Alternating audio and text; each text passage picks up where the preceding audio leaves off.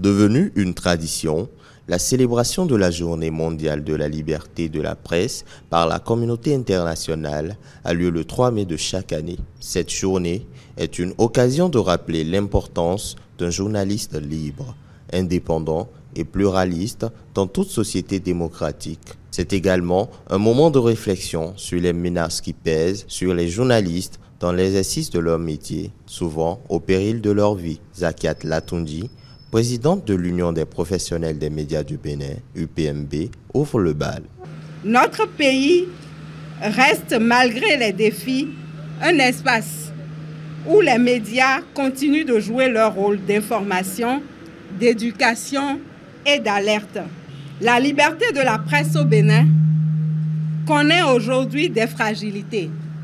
Je formule donc un appel aux autorités, à la haute autorité de l'audiovisuel et de la communication, aux responsables des médias, aux acteurs de la société civile et à tous les partenaires des médias.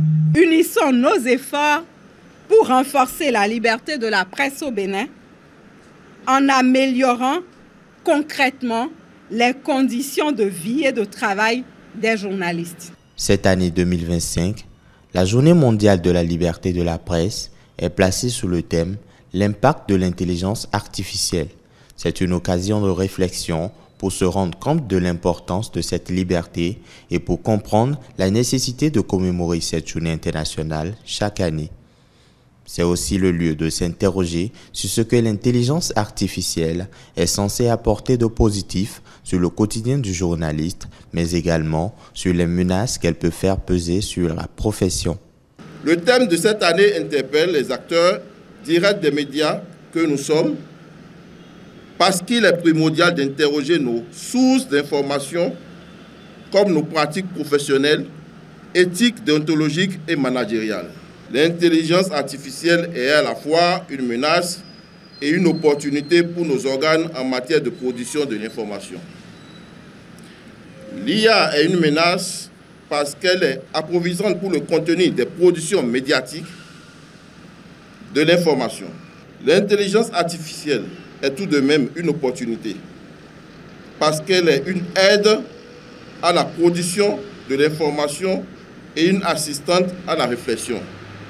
Elle permet de mieux cerner les angles de traitement de l'information et faire le choix judicieux en ce qui concerne les sujets que nous traitons dans nos rédactions. Le président de la HAC, Edouard Loko, a saisi ce moment de retrouvailles pour exprimer ses sentiments de joie et réitérer les démarches positives entreprises dans le sens de l'amélioration des conditions de vie des hommes des médias au Bénin. Nous aurons l'aide de l'État, mais en attendant, nous allons continuer à montrer des signes de sérieux, c'est-à-dire nous devons réguler. La liberté, à chaque époque, il faut que nous sachions avoir la vraie liberté.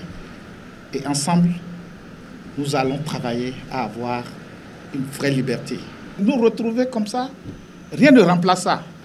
Désormais, tous les 3 mai, quels que soient les problèmes, nous allons nous retrouver ici pour partager notre petit mouton de la HAC.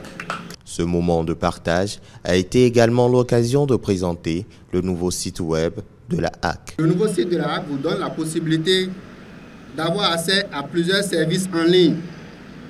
Et au nombre de ces services, nous avons le dépôt électronique des demandes de cartes de presse, la soumission en ligne des dossiers d'accréditation, la demande de laisser-passer et aussi un espace de saisine. L'objectif est clair, c'est de rapprocher l'institution des professionnels des médias et améliorer le délai de traitement des services. Quelques hommes des médias ont livré leurs impressions. Suivant. Avec cette nouvelle mandature de la Haute Autorité de l'Audiovisuel et de la Communication, nous sommes très contents de savoir que nous renouons avec cette belle habitude et cela nous a permis de nous revoir. La presse béninoise doit pouvoir se réjouir d'avoir une mandature aussi engagée. Nous avons eu droit à la présentation d'un site internet à travers lequel nous pouvons soumettre nos dossiers de cartes de presse, nous pouvons soumettre les dossiers d'enregistrement de médias. Je pense que c'est une première dans l'histoire de la HAC et quand c'est comme ça, il faut accompagner à travers des actions qui honorent la presse béninoise. Cette commémoration que nous sommes en train de célébrer au sein de la RAC, c'est une très bonne chose. Cette journée, tant que c'est célébré, ça rappelle à chaque acteur de la vie politique, économique et autres que le journaliste existe et doit faire son travail dans une certaine liberté. Et que tous les journalistes aussi également, ça doit les réveiller pour qu'ils se professionnalisent davantage. L'assainissement du milieu est indispensable. 3 mai 2025, plus qu'une commémoration, se veut un appel à renforcer les garanties juridiques et sécuritaires en faveur des professionnels des médias au Bénin et dans le monde.